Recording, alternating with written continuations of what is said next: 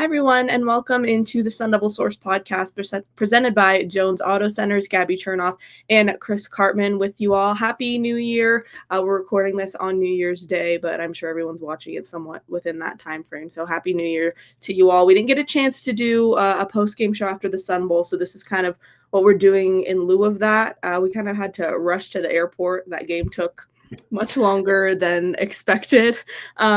And my flight was at 6. Chris, your flight was at 6:25 with pretty much everybody else going back to Phoenix. So we were kind of bustling our way over there. We made it though. You're racing. That game was. I did the same thing last time ASU was in the Sun Bowl. Had no issues, so I'm thinking, okay, let's try that again. That game was all the offense is probably 45 minutes longer than a typical game. I made it to the ASU's post-game press conference and then had to find Jordan Ham, another local reporter covering the team, and make it shortly after you were on your way to the airport. Fortunately, we made it. A couple other media people were on our flight, but sad that we didn't get to do a post-game show. But hopefully this satisfies the craving that people have for our conversation after the game. I know, I was sad about it too because I wanted to do it in the Frosted Flakes Bowl. I thought that would have been so fun. You did mention that, yeah. All right. Maybe not after an ASU loss, you know? Maybe not, yeah. I suppose that would have been a little bit more fun. Kind of maybe would have been a little bit awkward, but the bowl was fun, you know. It was Blake would have worked for us last year, worked for Fox 10. Everybody knows Blake. He did like a front flip, a back flip into the bowl. Everybody was having a lot of fun with it. Hines Ward was like throwing his kid in there before the game too. So it was a fun little thing to have on the field for sure. And listen, they do a great job at the Sun Bowl.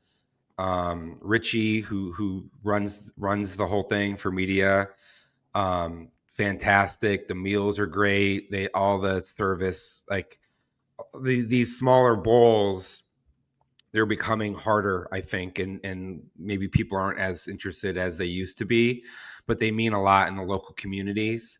And the people in El Paso so friendly and welcoming and helpful, and everybody associated with the Sun Bowl was really great. And I just wanted to make sure that's known. Yeah, I got like a private ride back to the airport because none of the shuttles that they were taking people back with were in use, and one of the Sun Bowl volunteers just offered to drive me in one of the cars, which was really nice because I had my flight to catch, and everybody was super, super friendly. And there was a big showing. I think a lot of El Paso residents, it was a lot of them too. That was a pretty full bowl. I think that was more people than I was expecting to be there. Great crowd. Yes, very much so. But we'll get into the game now. ASU loses its final game of the season, 42-39 to Duke, 8-5 ending to the season. Kind of a lot to unpack with everything going on within the game and kind of the external stuff as well. There was a lot of injuries. About half of ASU starters didn't play. Only 6 opt-outs though, but there were other people or other players not in the game due to injury, and some of the players that announced their entry into the transfer portal weren't playing as well. So what did you just kind of make of the game as a whole and kind of the scenario surrounding it?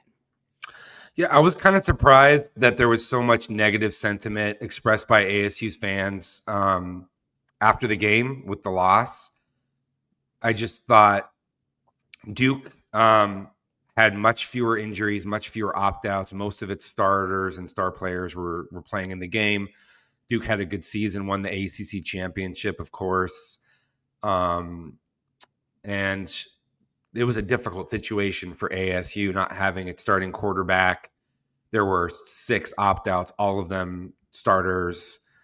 A couple other guys who transferred, their left tackle, Josh Atkins, Javen Robinson. ASU was on its 4th and 5th string running backs, 4th and 5th string corners. And that's a very difficult thing.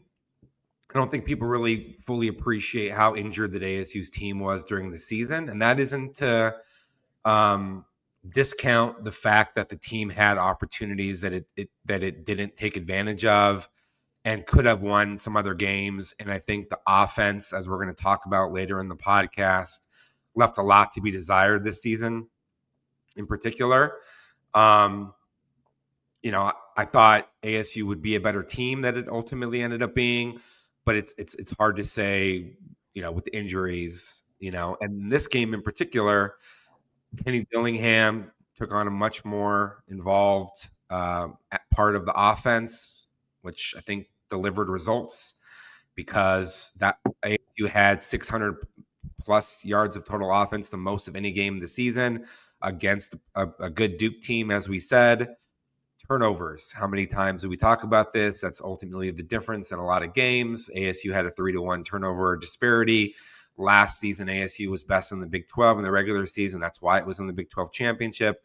This year, especially after Sam Levitt went down, ASU was very weak in the turnover category.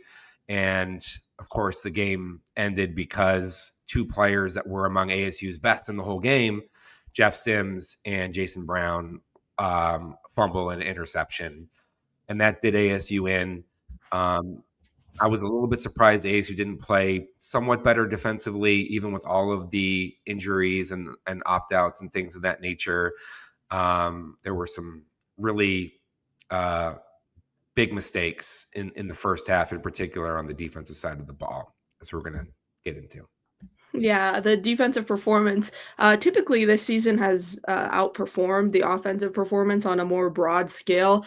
In the Sun Bowl, that was not the case. Kendrick Breedlove gave up two really big plays for touchdowns early in the game, got two unsportsmanlike penalties, and then was ejected before the first half was even over.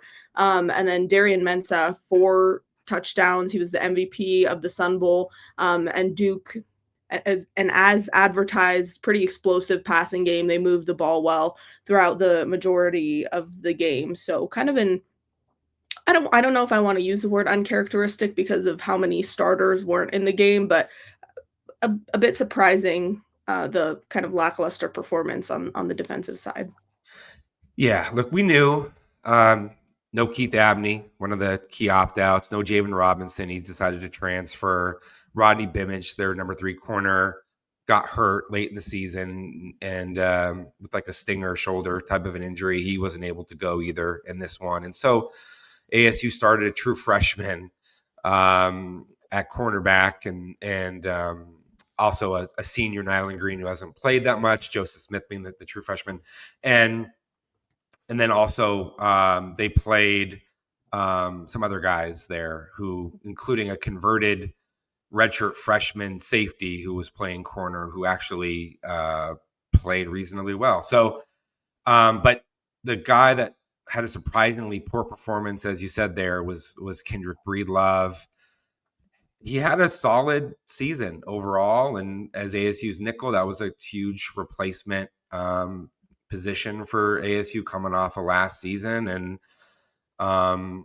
just, I don't really understand what was going on there, but he got really badly beaten on 2 touchdowns, and he just seemed like he was almost like arguing with officials and his teammates, and it was surprising to me. I didn't really get it.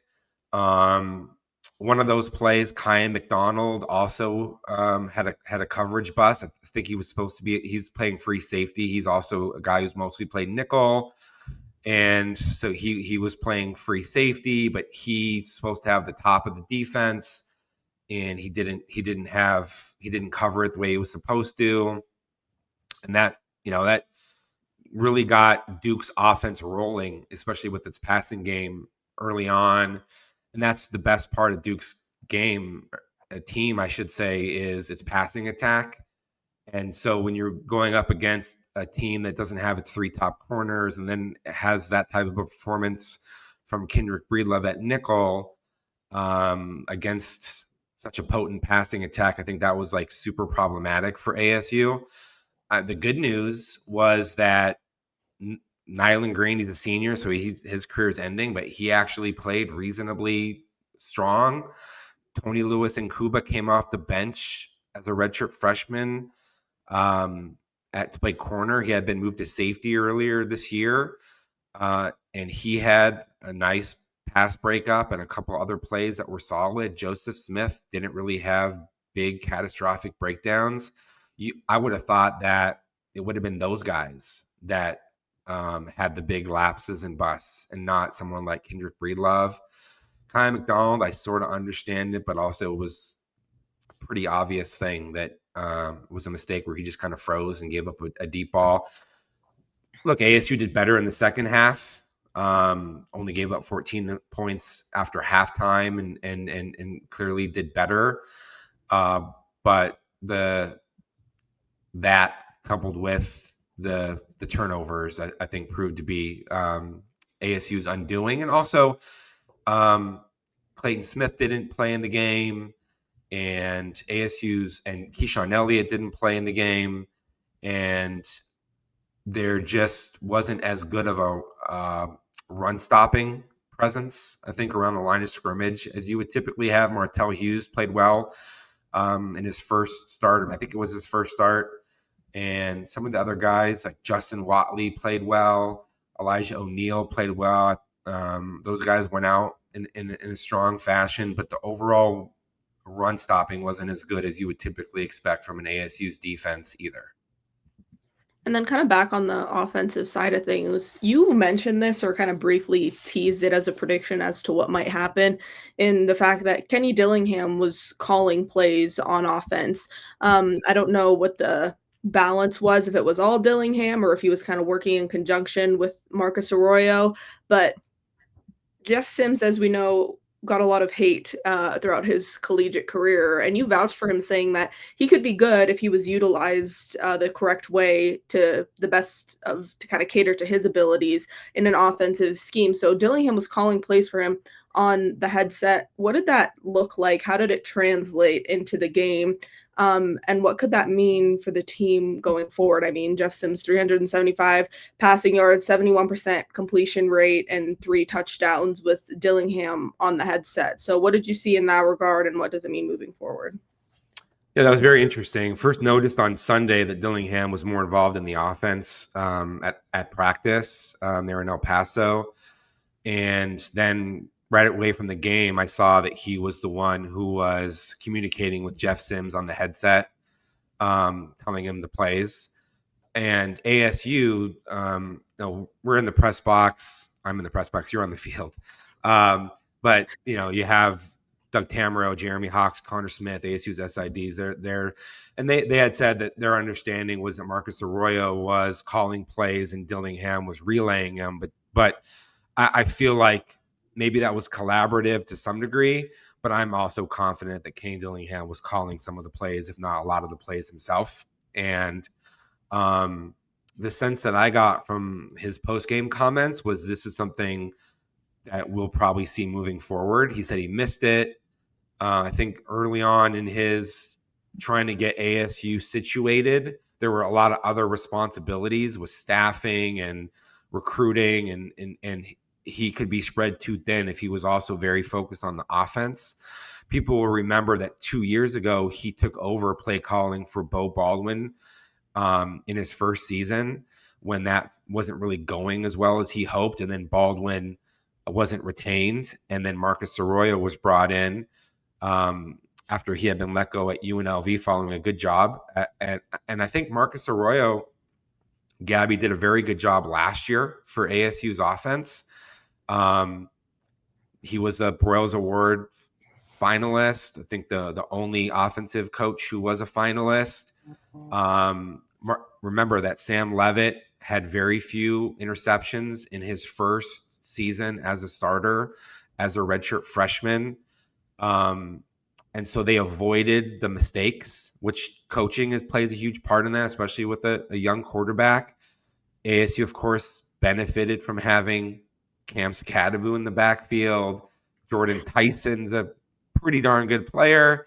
And I think that the blocking of Melquan Stovall, super underappreciated, and other receivers that they had on the team that they lost. And I think that what they had expected to happen this year with Sam Levitt being able to replace some of that production in the passing game that really didn't materialize to the degree that they hoped early on in the season. They had their receivers weren't as good as they probably hoped, other than Jordan Tyson, and their running game. Kyson Brown got hurt. They were getting Raleek Brown activated. They have a new center. So these are multi-variable types of challenges, right?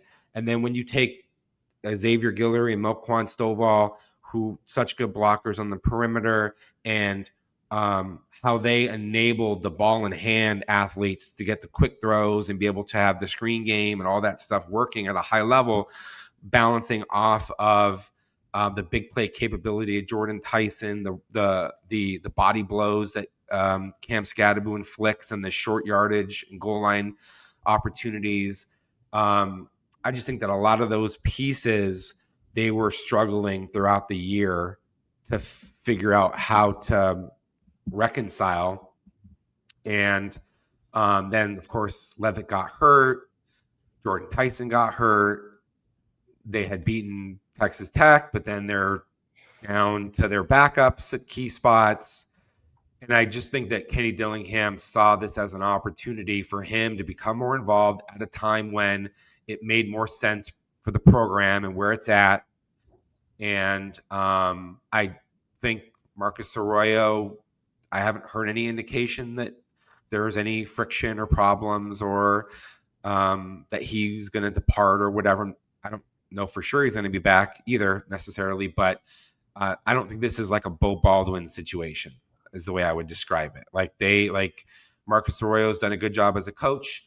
They get along really well. He's still helping to work and develop the quarterbacks. And yet Dillingham has a really keen ability to understand how to utilize his players. And in this game in particular, Gabby, what is football really? It's getting the ball to your playmakers with the most amount of space around them and creating the best mismatches where your good players are on less good players of the opponents. And Jeff Sims, also very importantly, it's minimizing the weaknesses or vulnerabilities of your players. And so Jeff Sims, he's not at his best as an intermediate pocket passer who has to fit tight windows against coverages.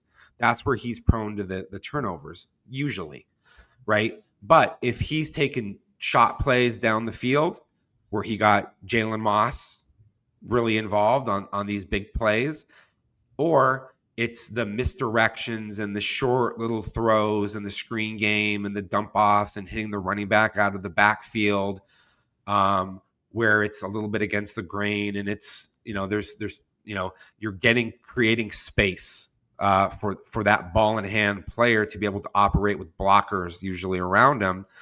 That is what Kenny Dillingham showed that he's capable of doing at a very high level in this game. And I think that's moving forward. The expectation is, regardless of whether Marcus Arroyo or Dillingham's calling the plays, they're going to have a play sheet for the down distance situations that are more conducive, I think, to being able to take advantage of these sorts of weapons that they're trying to continuously retain and further build into their program. Well, a few other players were getting more involved on the offensive side as well. Demarius Robinson, and I can vouch for this. If you saw Chris's Twitter yesterday, pushing the Jason Brown agenda, which he's been pushing for as long as I can remember, at least, definitely since the beginning of the season. He had a good game, was getting more involved as well. And then Jalen Moss getting involved in there as well. So in light of ASU's injuries, what can that mean, the more heavy incorporation of these three guys for ASU's future? Yeah, I might have puffed my chest out a little bit on the Jason minus Brown. The one fumble. He had a good game. Yeah, look, I'm going to talk about that for sure. But last year, Jason Brown was a redshirt. Like, he's a freshman. He comes in. You got Cam Scadaboo, right? Of course, like, it makes sense that he wouldn't play. You got backups who are experienced that they had last year. This year, very different story. Kyson Brown, I understand, like at the beginning of the season, he's your starting running back. Malik Brown, he's talented. You brought in Kanye Udo from Army. He was 1,000-yard rusher, right? So you're trying to get that sorted. But I think that by the start of conference play, when Kyson Brown was hurt and he was out of action for really the whole rest of the season, and Kanye Udo, I think that the schematic fit wasn't as dialed in for him. Great kid, great family. Spent some time with his parents at Colorado. It's just a very different style of play with this offense, and maybe the that adjustment didn't go as well as they hoped early. But I think that there were opportunities to take a look at Jason Brown, and maybe even more of Demarius Man Robinson also. But I thought from really the spring, Jason Brown had cut weight. He looked like he was very quick and explosive. He has good contact balance. That doesn't really show up, Gabby, in practices as much because they rarely have tackling to the ground. It's mostly thud practices. But for a guy who's undersized and how sudden and quick he is, he also has tackle breaking that's reasonably good at his size. And I was not surprised given the fact that Malik Brown opted out. Kyson Brown couldn't go. Kanye Udo also was hurt and didn't play. Okay, Jason Brown, it's step up time. And I was not at all surprised to see Jason Brown do well. I sort of expected it. In fact, I told people in the press box before the game that he was the guy that I thought would have a breakout game. And very quick, sudden, twitchy. I think he can be a starter at this level. I think he can be 1,000-yard rusher at this level. But in that late game situation, the most important thing is ball security, and ASU preaches it all of the time. In fact, it's on their mantra. The one word ball is part of their catchphrase that they talk about all the time. And you have to have that thing tucked and secured, and you cannot give the ball away in that situation. It's a really tough learning thing for Jason Brown to go through.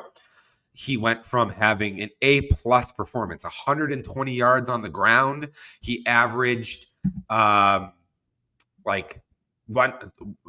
yards per carry. Are you kidding me? Also had 2 catches. But he went from an A-plus performance to like a C+ or a B- because of that lost fumble in that situation. He seemed very upset after the game about that having happened. And then you mentioned other players. I mean, Man Robinson didn't really do as well running the ball, but he had that one explosive reception that speaks to what I was saying about Dillingham as a play caller. Got the ball in that little slot alley and was really untouched for most of that 68-yard play. Almost got into the end zone. He got shoestring tackles from behind. But he showed flash. Both of these guys, again, it's against Duke and the ACC champion, so both of these guys look like they have a future at this level.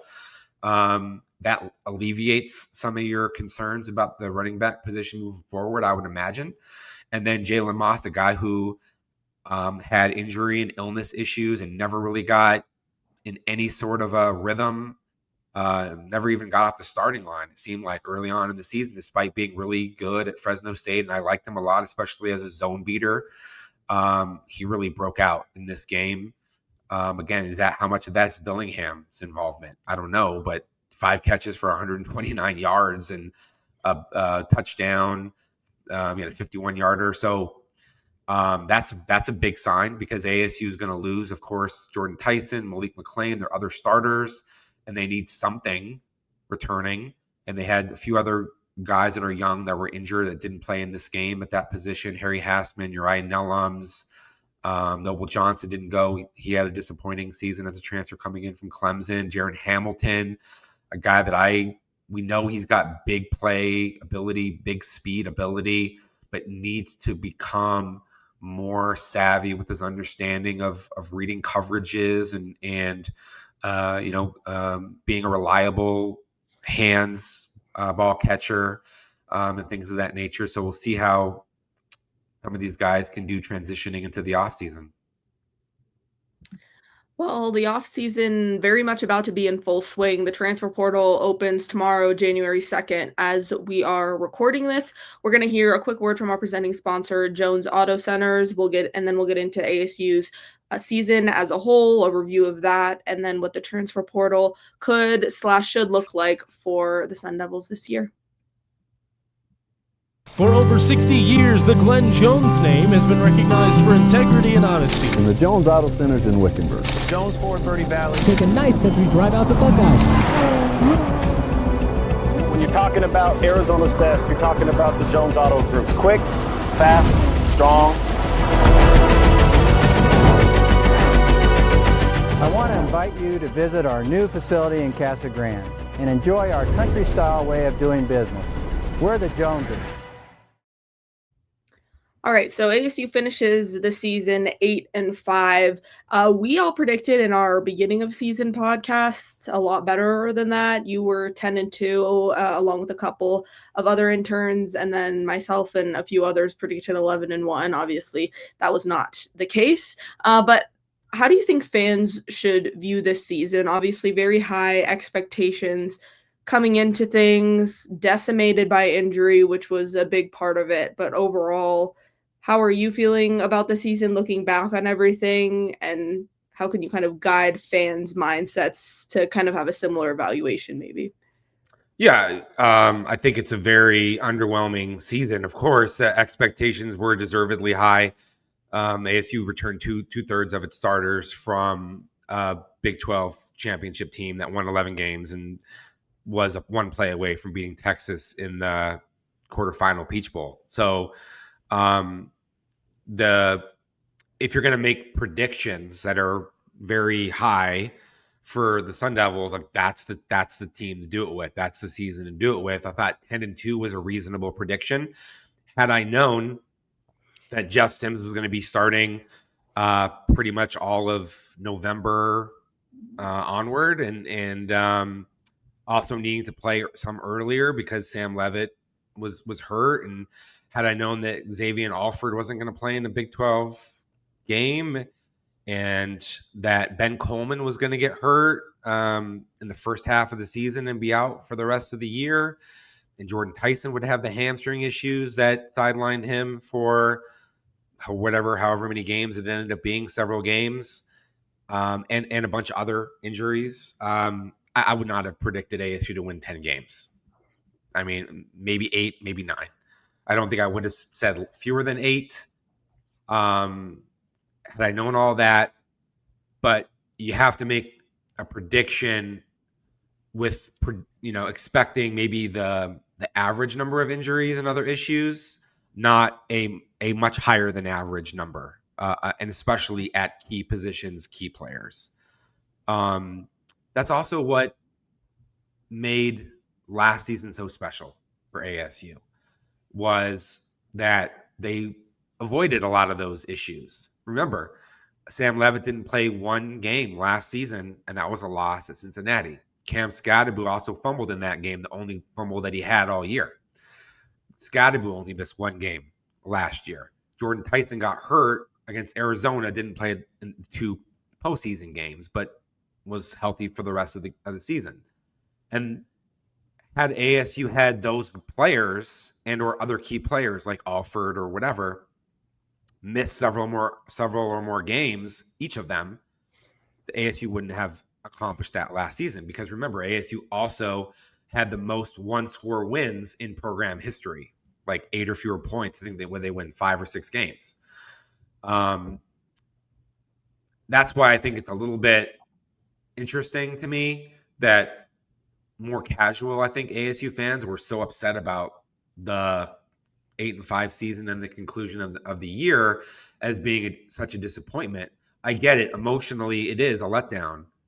But logically, realistically, if you look at what the team had available and that you have a backup quarterback he's an average quarterback in the Big 12, your backup quarterback's not going to be as good as a lot of the starters. And all the other things. I don't think that this was a a season performance that dramatically fell below what I would have expected to witness. And to break this down further, ASU's defense was very good. Brian Ward, great job as a coordinator. Give him a B+ for the season, at least. ASU was much better up front. A lot more QB pressure. Run game dominance was still there. Linebacker level was good. The secondary, Keith Abney, all conference, if not all American level performer. Boogie Wilson didn't play in this game, so they were on their third free safety, essentially. Kyan McDonald, that's a problem. Offense, that's where I think that this team didn't do as well as it could have done between offense and defense. And some of that, I think, was coaching mismanagement of personnel. I think early on in the season, they didn't get the ball in the hands of some of their playmakers as easily and as often as they should have to try to get them some momentum. There weren't enough easy pitch and catch opportunities for players. I think that they believed perhaps that Sam Leavitt would be further along than he was from a sophistication standpoint in the game, and they didn't. And they probably made some mistakes, or they just underperformed in the transfer portal relative to prior seasons at wide receiver, and even maybe at running back and elsewhere. Special teams really problematic. Jesus Gomez had a 54-yard field goal in this Sun Bowl that was tied for the third best in ASU history. He's a very good kicker. Their punt game was atrocious. It's really unacceptable. And then they had a bunch of other issues, snapping, some holding, penalties. And that entire aspect of this team needs to get a lot better. Charlie Ragle left the team due to health reasons. We'll see what happens with his future. We'll see what happens with the management of the coaching. But again, turnover margin, on top of their special teams problems, and on top of the offense never really finding the type of rhythm and having some personnel misusage, were the factors primarily that led to ASU underperforming after the injuries that we talked about, which were catastrophic. And listen, we're talking about a lot of people, they want to simplify this into, binary choices, good, bad, what happened, one thing that was a problem. It's way more complicated than that. I just listed like 5 factors that were all significant in what led to ASU not being as good as fans wanted and as we expected before the season. And even with all that said, ASU was 8-4 and really not that far. It's a sliver's difference, really, Gabby, between 8-4 and being a 9-3 or 10-2 type of a team, and fans looking at this season in a different way. All right, so maybe not as good of a job relatively in the portal last season, and it kind of was one of the factors in what fans are viewing as a disappointing season this year. But transfer portal, as I mentioned earlier, opens tomorrow, January 2nd. A few players from ASU's team this year have already announced their entrance into the portal. There's 8 totals, and that's headlined by Javen Robinson. He was a starter on defense, and then Josh Atkins as well. Sam Leavitt has yet to announce formally that he's entering the portal, but he has told ASU that he intends on leaving. Kenny Dillingham said that they 100% are going to be getting a new quarterback in the portal. So what can you kind of say about the quarterback situation and just all the players that are being lost? Yeah. Sam Leavitt that's a big departure. In a perfect world, you'd like to keep him. Remember, we talked about the economics of the situation previously. You have top of the market now is going to be maybe up to $5 million. There's reports about Brandon Sorsby, Cincinnati's quarterback transfer, being offered as much as $5 million when the portal opens. There's a lot of talk about Texas Tech, Miami, maybe Indiana, maybe LSU. But we're looking at a $5 million top of the market. Sam Levitt is going to not just want to be paid at or near top of the market, understandably, but he's also going to want a lot of money spent on receivers and offensive linemen to have an equivalent situation to wherever he would transfer at some of these more prominent schools. It's a very difficult financial situation to do that, because then you're not going to be able to have as much money for your defense, your run game, your special teams, other areas. So those are factors, I think, that contributed to the situation that we're in now. There's going to be some dominoes that are going to need to fall at the very top of the quarterback situation. So Trinidad Chambliss is Ole Miss's starting quarterback. He's trying to get a 6th year of eligibility. If he does, then he might follow Lane Kiffin to LSU. If he doesn't, then LSU is going to need another quarterback, right? And that's going to then impact the top of the market, because LSU will compete at the top of the market, I'm sure, with Lane Kiffin there. You have Indiana is going to want to replace Mendoza, Heisman Trophy winner. You got Miami is going to need to replace a Carson Beck. Shout out to him. I mean, great performance. You know, he did it at 2 schools now. So there's going to be some dominoes that are going to need to fall here. ASU is not going to be at the very top of the market in this $4 to $5 million range. I don't think that's where you're going to get the Chambliss, Sorsby players. And then after that, and Levitt also probably will be in that range. And then Drew Mestemaker, North Texas, he's probably going to follow his head coach to Oklahoma State. He's also, I would say, right there at the top of the market. Then after that, you get into a group that's like DJ Lagway, Dylan Raiola. You got Josh Hoover. There's some rumors about Josh Hoover in Indiana. So that'll be interesting to follow. I think because ASU would also, I think Josh Hoover would make a lot of sense for ASU, but my guess is he gets paid more and goes a little bit higher. Dylan Raiola played locally in the Valley in high school, transferred from Nebraska. That's an interesting guy. He's rated 4th in the 24/7 Sports transfer portal. You got Deuce Knight, who's an absolute freak show of an athlete with great size, speed, and big arm. He was a freshman at Auburn who's transferring. Dillingham has Auburn ties. He's number 5 in the transfer portal. He just hasn't shown anything really because he didn't play this year.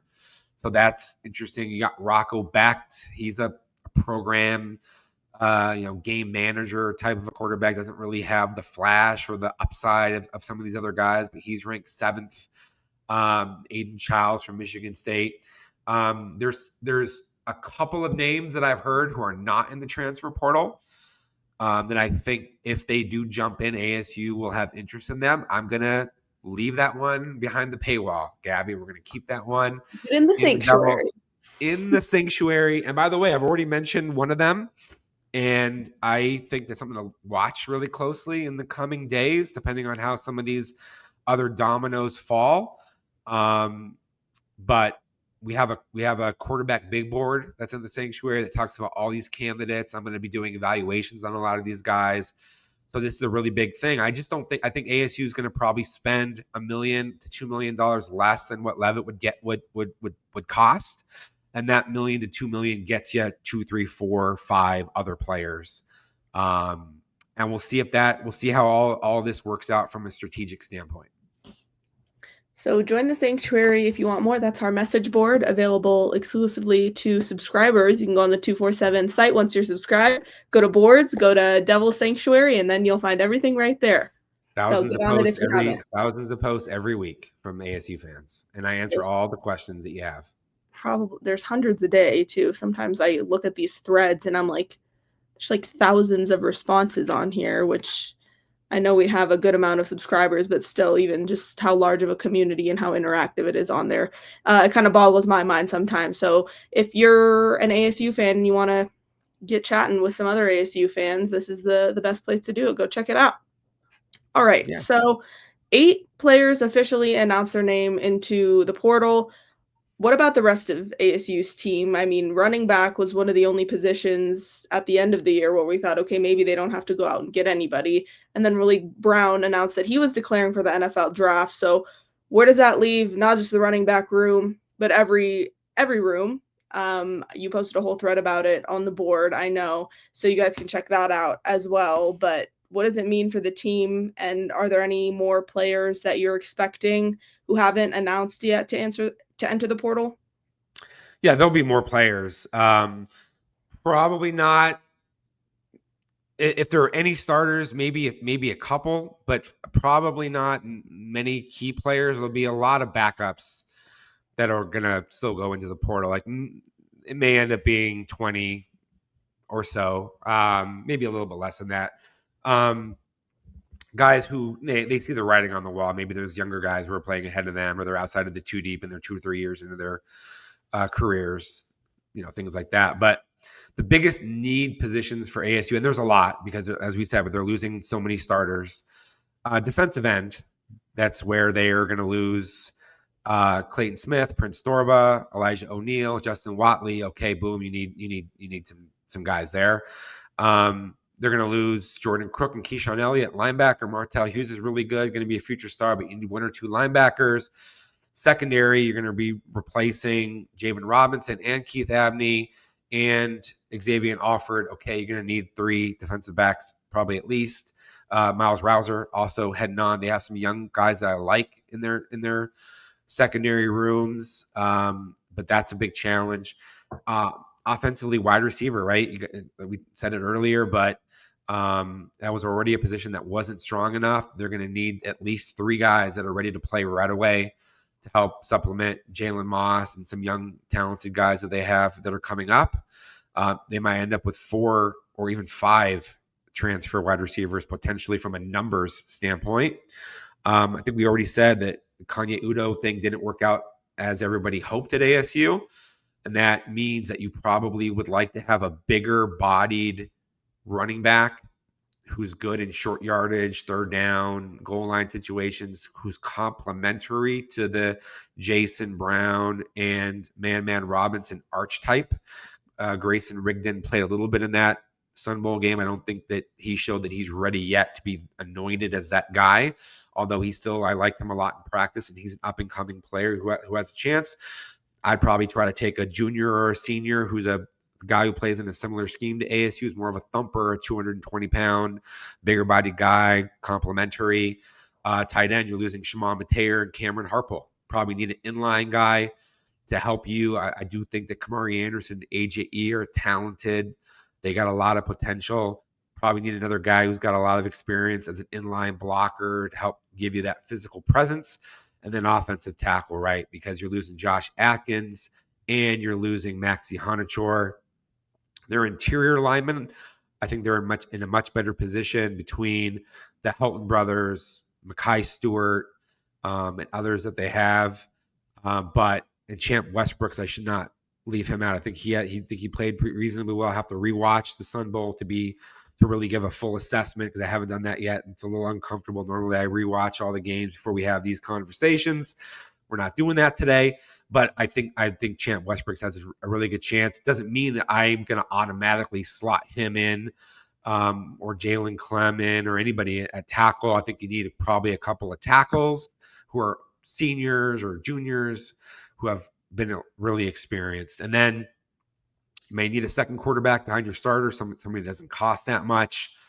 And then you need to fix your punting situation.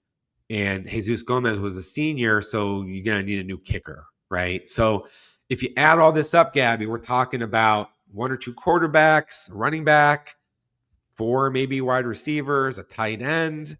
You got to have a kicker, maybe a punter. You got to have 2 or 3 defensive ends. I think D-tackle, they're in a much better situation with some younger dudes. I've talked about them on the board. Linebacker 1, maybe 2, 3 in the secondary. Boom, now you got whatever that is. I didn't add it up in my mind. We're not math people. We've talked about this previously. We're more on the creative side, but I'm thinking 20-ish overall transfers. And I think ASU is going to compete for a lot of really good players. I don't think Kenny Dillingham's turning down or not trying to get the Michigan opportunity.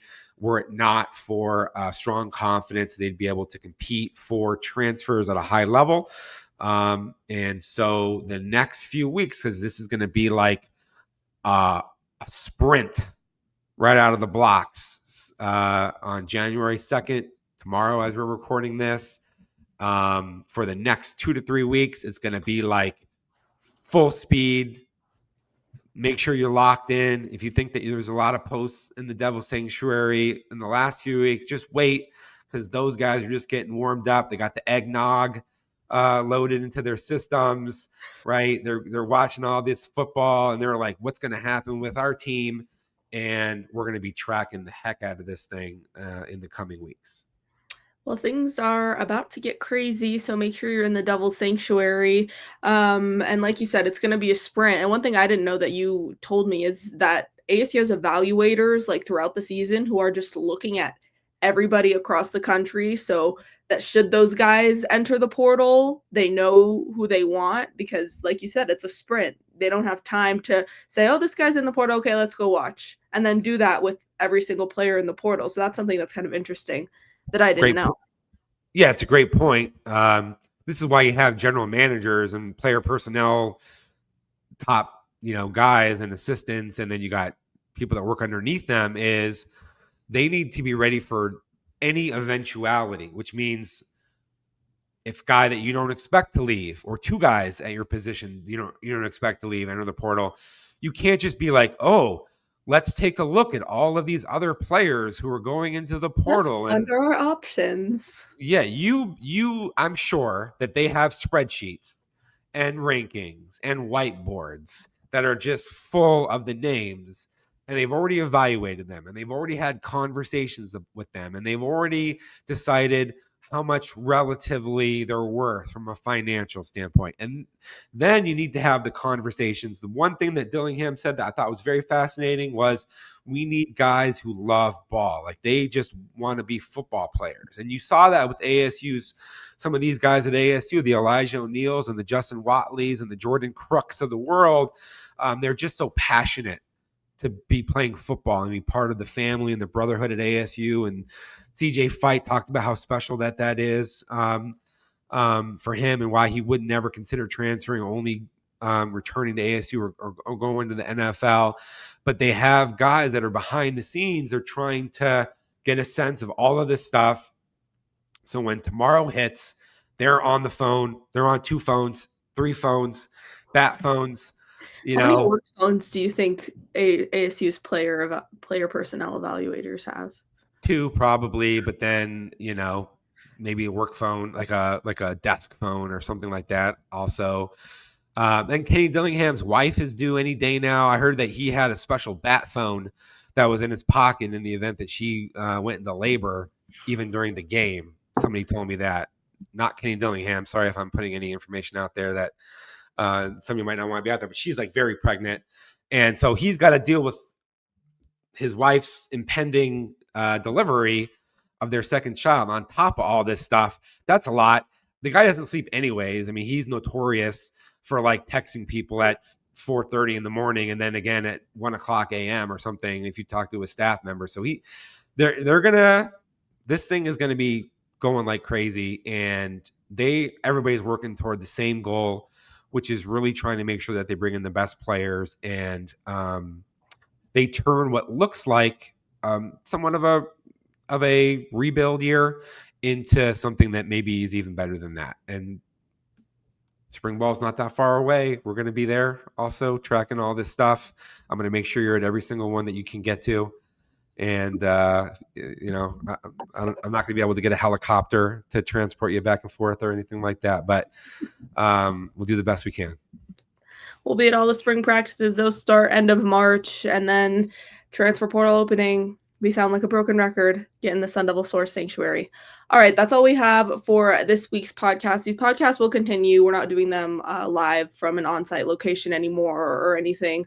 But hockey season and basketball season in full swing, and then we'll get to baseball about the second week of February, and then 2 weeks after that. Just kidding. A month and a half after that, spring football starts. So that's when things really get crazy. So we will see you through all of that. And thank you so much for watching. Make sure you're in the Sun Devil Source Sanctuary. Subscribe if you have not yet. Thank you for watching. Gabby Chernoff and Chris Cartman for Sun Devil Source.